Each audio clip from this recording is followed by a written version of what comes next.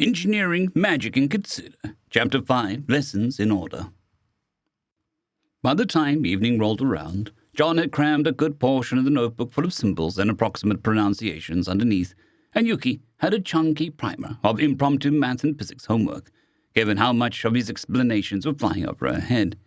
Needless to say, they both needed a break. Still, he had to wonder, was the local math just not advanced enough to have an equivalent to calculus? Then again, Yuki had been in prison for who knows how many years. It was entirely possible that calculus had been developed while she was gone, and she merely hadn't had the time to learn it. Still, he'd have to correct that before getting into the weeds. John had included many problems at various skill levels covering different aspects, so he'd get an idea of where her skill level rested, at least, even if she didn't know modern mathematics. John would probably be practicing these words in the mirror for the rest of the night, leaving plenty of time for her to see how far she could get. John winced at the thought of hearing his awful, scratchy voice even more, but he resolved to power through. Not as if he'd get better without training, no. The idea of walking through a city again, even if they were unfamiliar streets, and talking with people again, a faint smile flickered onto his lips. Yuki was surprisingly pleasant company, of course, even if much of the conversations was utilitarian in nature, thanks to his still lacking vocabulary. But having options wouldn't go amiss. All at once, he recalled the vines he hadn't quite finished clearing yesterday, and some other assorted chores, and got up from the picnic table they were occupying, stretching. "I think that I have some things I need to do before night," he wrote. Yuki said nothing but smiled. The kitsune's gaze lingered on him before slowly treading to the notebook half sticking from one of his shirt's pockets. He perked up, pulling out and flipping to page 3. He scanned down to a familiar character, mouthing the phonetic approximation he had written below several times before steadying himself. "Goodbye," he said, his voice low and quiet to avoid putting strain on it. The kitsune's grin widened, and she gave him an appreciative nod. "Good effort," she replied in quickly written characters. "What do you need to do before nightfall? It seems things dragged on a bit long." At that, she glanced towards the evening sun, long shadows dancing across the courtyard from the trees and mighty walls as it slid ever slower. "It's light work," he replied. "You should rest up." She rolled her eyes and exposed the bandage, tapping where it had already bulged due to her body forcing more of the gauze from the site of the wound. "Thanks to your medicine, I'm likely healed by tomorrow evening. Besides, I merely wish to watch," she wrote, and John almost reflexively denied her before giving it more thought. She wasn't a regular person, so perhaps it was okay. Whatever Kitsune were made of was certainly sterner stuff than him. She had walked on that leg for who knew how long. What was a bit of walking going to do? Delay her absurd regeneration by a few hours. It's not as if she was going to do anything terribly strenuous. He nodded, and the Kitsune gave him a slight bow back as he turned to leave. No words passed between them as they walked over to the fields past the workshop. What was once a field cleared off for trading or drills had been transformed into a small paddock of wheat and native grass prairies to supplement his foraging. Then later, into rolling rows of veritable menagerie of crops from seeds he had scavenged from the occasional overturned wagon in the woods. Tomatoes grew from a few rows over, from potatoes, and a few more were with herbs and spices that had no English equivalent sprouting in neatly spaced rows. The fence around the edge was more for show than anything, built out of paranoia rather than practicality. Nothing that could clear the tall walls would be deterred by a 4-foot-high barrier, no matter how solid it may be. However, the mesh located about 12 feet above the ground was much more useful. Throughout the field sat various oak logs, acting as pillars holding several sheets of mesh blanketing the entire area.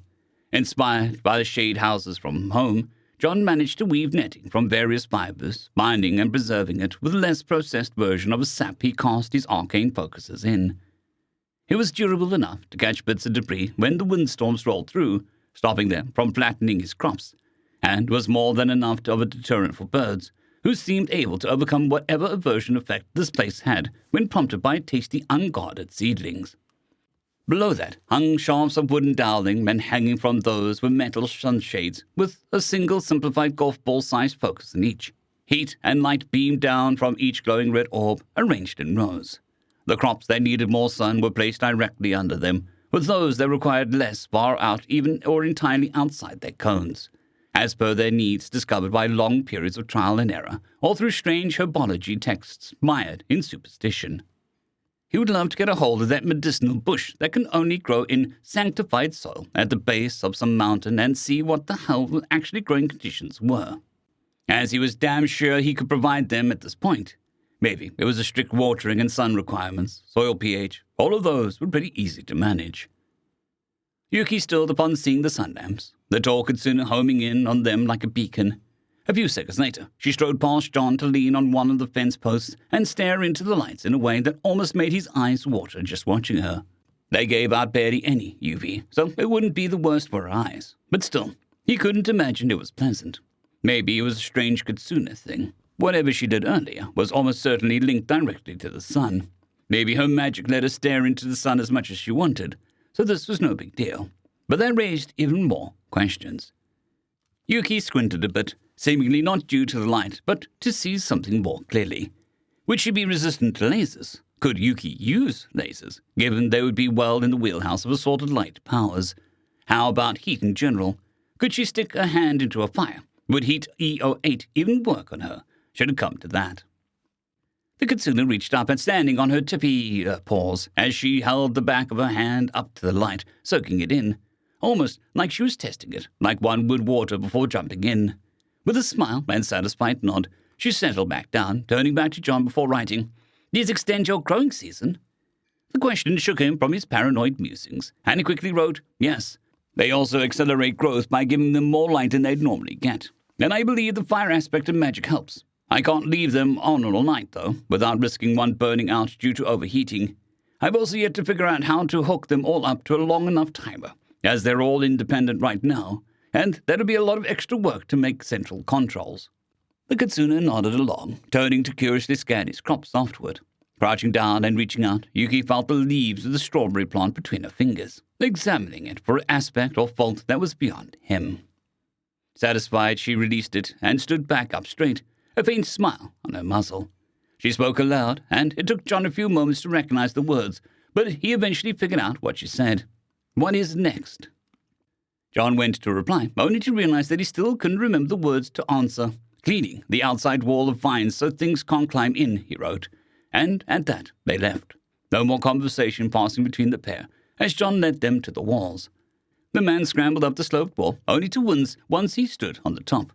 While the old steps being busted wasn't a problem for him, it was far more impactful for someone with an injured leg.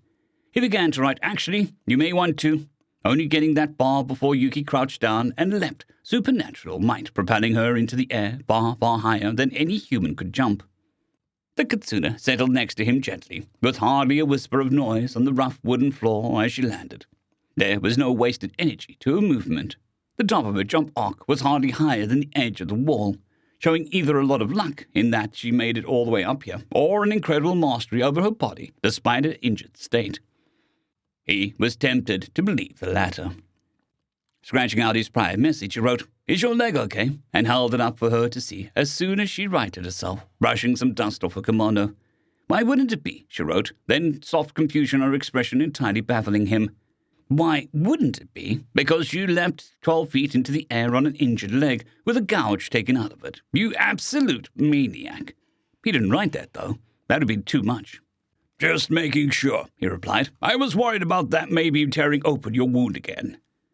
Yuki glanced down at her thigh, like this was the first time it occurred to her that such feats of athleticism were not a normal thing for someone to do while bearing what should have been a life-altering injury. "I've done worse when injured," she wrote like it was supposed to reassure him. Whatever. He would probably change her bandages in about an hour or so, and he could ensure that she wasn't exploding her tendons then. Whatever damage was done was already done, and she couldn't have put herself in a worse state than how she had showed up. It was still strange to think of someone recovering from that injury as not an if but a when, and healing in a matter of days on top of everything. John could have really used some of that healing factor a few times, that's for sure. "Understood," he replied verbally, and, much to his distaste, his voice still came out weak and brittle. Without further word, he returned to where he had left off the day before, prior to his first encounter with Yuki. As always, trimming back the vines was easy work. Aim, position fingers, release safety, fire, sweep. The plants grew brittle and froze solid instantly before crumbling, Much to his surprise, John jolted in confusion written across his face before remembering that he had taken out a heat focus out of the gauntlet earlier to show Yuki. Right. Still, it didn't matter terribly much either way. The creeping vines were annihilated just as quickly by extreme cold as by extreme heat, and a bit of frost forming on the stones wouldn't hurt anything. The man glanced over at his companion, embarrassed about his gaffe, and trying to devise an excuse for why his own spell scared him. But she seemed entirely transfixed in the wall below. Her ears were pointed forward, and her golden gaze radiated intensity as she stared down the fragile remnants of the greenery below. Bending over, she snagged one of the stems nearing the top and trivially broke it free, the rest of the remnants trembling below. Where once a vibrant green was now a motley mix of purples and browns, the main body splitting in spots. However, it did not droop. The freeze was too fast and too violent to allow that. No, it would doubtlessly borderline and disintegrate as it defrosted, but for now, it was more akin to thin ice, fragile as a layer over a pond after a first freeze. Yuki examined the leaves between her fingers, like the earlier strawberries, but rather than bending, the chunk crumbled in her hands the instant she put any pressure on it. Raising her hand to her face level to examine it one last time, Yuki's slitted eyes gave her an intimidating countenance as she focused before gently blowing and scattering the remnants like dust in the wind. It's strange to see the mastery over heat and cold taken so far without fire and ice themselves showing up, she jotted down. Why is that? He replied, as always, his writing looking sloppy in comparison. Pure heat and cold are exacting to use at scale, especially at a distance, but flame and ice are much more forgiving as they inherently keep themselves together. Perhaps it's another consequence of your unique style of techniques. The Kitsune mused. He supposed that made sense. Sure, many things he used were complicated to make, but he only had to get them right once, and he worked out the math in advance on top of that. A conventional caster had to be able to do them consistently under pressure without the same mathematical background, a feat that still baffled him. He couldn't even imagine doing all that by feel as arrows were streaking by his head or as a soldier was charging him with a spear, even if fire was easier. Maybe the locals just had minds built differently than his to accomplish that. John shook his head, writing out a reply and showing it to her. I guess, when you think about it purely physically, what you think of as heat and cold are pretty simple since they're more or less the same thing. He effortlessly sighed through another section of plant matter, continuing his trek down the wall. He didn't hear Yuki's footsteps follow him as he moved to clear another few sections. He didn't begrudge her for wanting a quick rest or to gather her thoughts, though. Maybe the jump took more out of her than she thought. John frowned at that. Perhaps he ought to tell her to wait at the top of the wall when he got down. It probably wouldn't take John more than a few minutes to make a basic ladder with what was in storage. He'd just been putting it off. John tapped the focus on his wrist and felt getting hot from overuse, and on top of that, his stores of water aspect and mana were getting low. Without further thought, he swapped in the heat focus and continued, content to empty out his supplies of flame aspected mana while he let the former recharge. Sure, it needed a bit of order, too, and a bit of more entropy, but they were hardly being sipped. It felt weird to call it flame aspected mana, as he knew it was more than just that, but he struggled to come up with a better definition. The 8 types he read about of base mana, that is water, fire, earth and air for the material 4, and gravity, emptiness, order and chaos for the immaterial 4, all had implications and abilities that made all those names feel like gross oversimplifications at best. At the very least, entropy was a better name than chaos for the last of them, but he couldn't fault the natives for not knowing about that. Modern thermodynamics was probably hard enough to discover without outright magic muddying the waters of what was and how things worked. He knew he'd assume some natural laws were entirely different if he had to discover them in this land and wasn't working off pre-existing knowledge base. He heard footsteps to his side and saw Yuki approach, pointing to another new note on a page. What did you mean when you said that heat and cold are the same? It read. Speaking of thermodynamics, he supposed he should have seen that coming too. How best to explain it?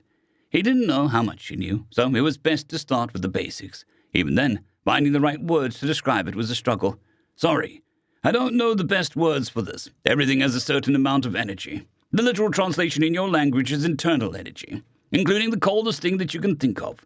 What we feel and think of as heat is actually the transfer of this energy, not the energy itself, which is temperature, something that's absolute. It took him a moment to come up with an example, much to his embarrassment. Think of how metal on a summer day can feel hotter than the air despite being heated by the same sun. That's because it transfers and absorbs heat better. The process of the heat and cold focuses are similar. Both of them create a thin shell of order aspect of matter, which is used to contain the effect. Second, they flood the area with carefully shaped chaos magic, which increases the heat transfer rate of the air. The only real way they differ is that the heat focus bathes the area in extra energy for the targets to absorb, and the cold focus creates a heat sink towards the side to move the energy out of it. He held up a scrawling explanation to the fox, letting her read it. Still, he wished that his vocabulary was more expansive. There was so much more he wished to convey, but he had no idea if he even had proper concept of thermal conduction, convection, or radiation, never mind how to write it. Then there was the mess of temperatures below absolute zero and their strange implications, but he refused to touch that without a solid pre-existing knowledge base. Her face scrunched up as she read it over several times, trying to decipher his doubtlessly frustratingly imprecise explanation. The Kitsune gently grabbed the paper from his hand to read it more carefully, puzzling it out step by step. "So you are blasting the area with an incredible amount of heat, or cold," she wrote, interest clear in her expression. "No," he replied verbally, shaking his head before writing out his reply. "That requires far more flame aspect of matter for the same effect that would negatively affect the area around you. It's far easier to have the air do the heavy lifting." At that, the Kitsune chuckled. "Normally, a trick like that would require the correct compound magic and years of careful practice to pull off consistently. But I suppose that you only have to get it right once, don't you?" She paused, looking out to the evening's fading light. Compound mana. John had seen it described in manuals and its meaning given to primal mana, fusions and refinements to define them and make them stronger, more useful. Where there was generic flame and air would be light, or from order and water would be ice, both far more potent and able to achieve niche effects than their base counterparts, for natives at least. It'd be wonderful if they weren't almost impossible for him to synthesize and use, even disregarding them not being naturally present in the local magic field.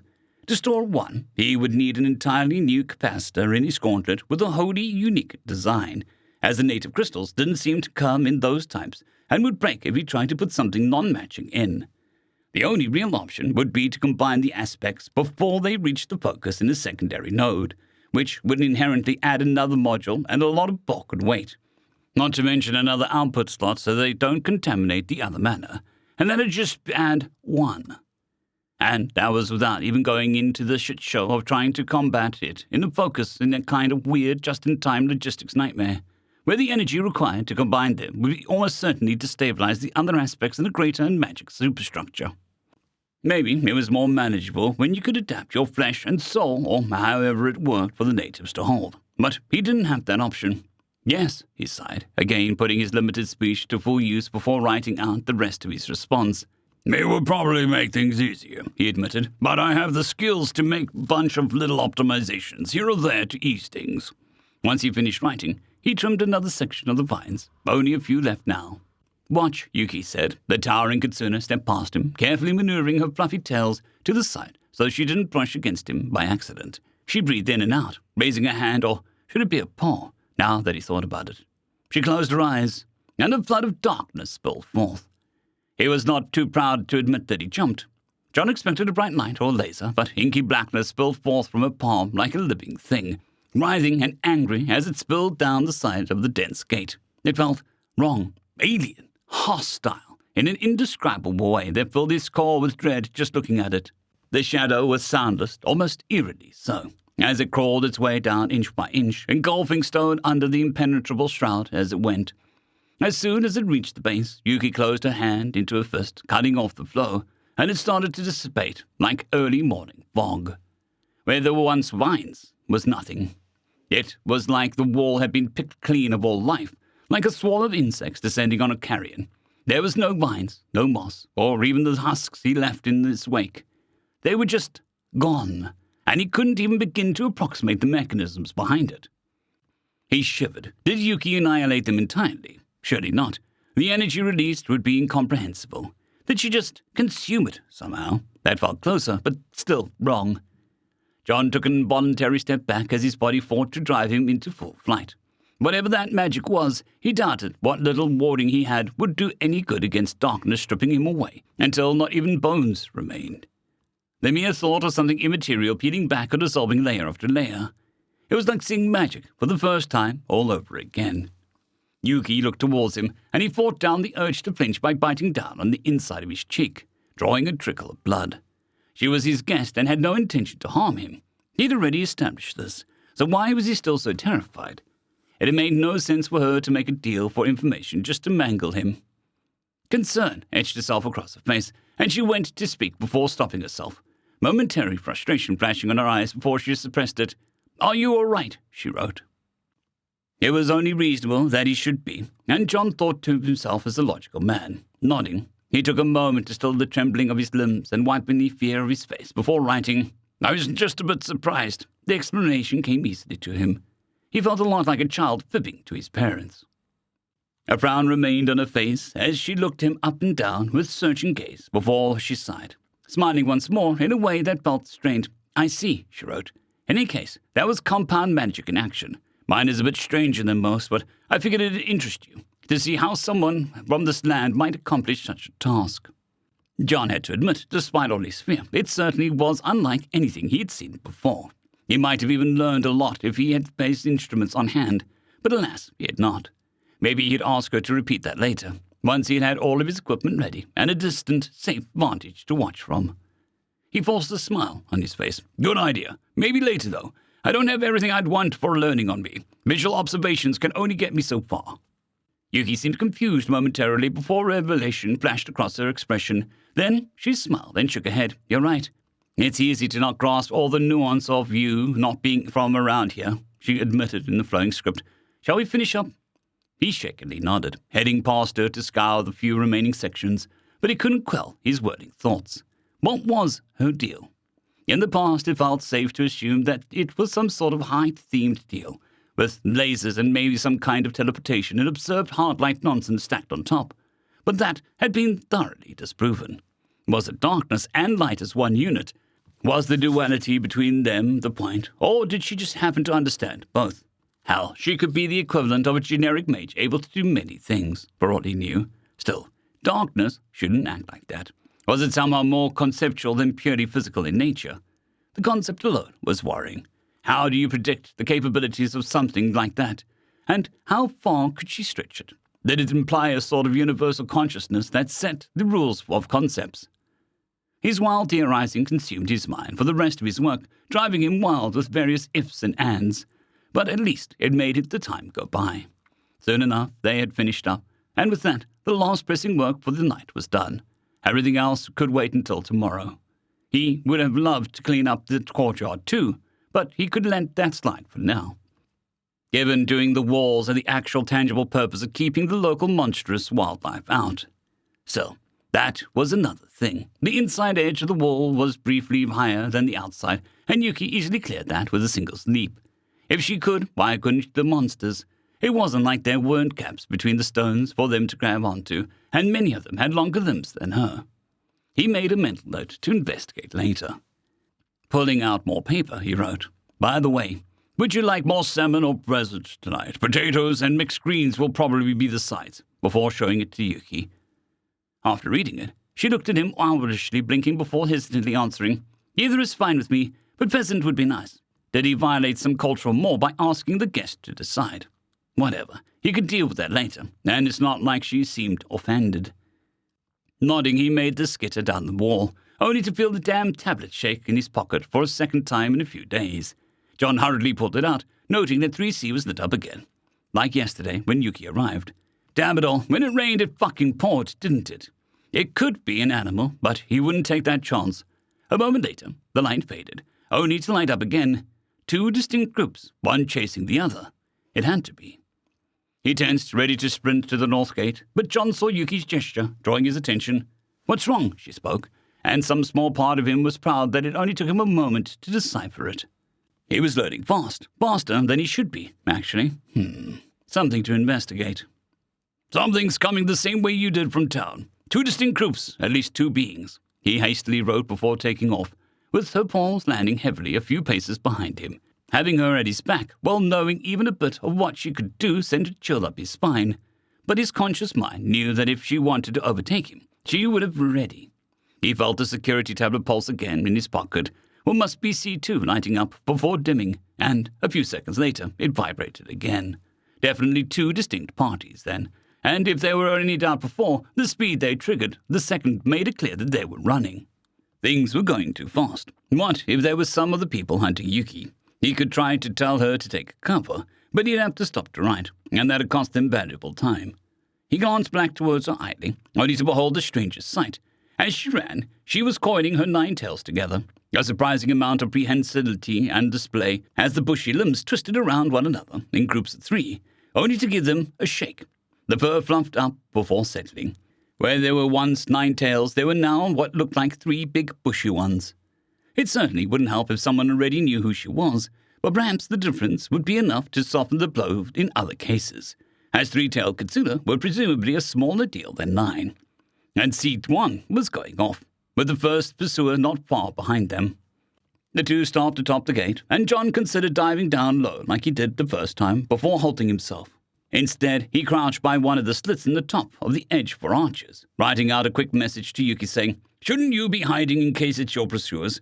before resting his gauntlet on the edge, pointing towards the road. The Kitsune shook her head, replying with a hasty, "It isn't," and posted up at his side, standing tall. Her stance looked relaxed at first, but he could see the tension in her muscles, like she was a coiled industrial spring waiting to go. He didn't bother trying to argue with her. Her ears perked up and went to the road far before he heard anything, but soon enough he heard the rapid patter of shoes on gravel, and the heavy crunches and rattles of people in heavy equipment not far behind them. Around the corner stumbled a young man and woman, terrified expressions rictus across their faces. Both bore dark hair, but the former bore the antlers and ears of a deer, and the latter only the ears. They were almost to the gate when they spotted the pair of them upon the apex, and they froze on the spot, staring up in what seemed to be awe. It was then that 6 men in heavy layers of laminar armor, with spears and axes drawn, came onto the scene. End of chapter. I'd quickly like to thank our Tier 5 channel members, Casper Arnholtz, John Creighton, Manatharia, 050, Dragzoon WRE, and Elijah Silvercross. Thank you very much.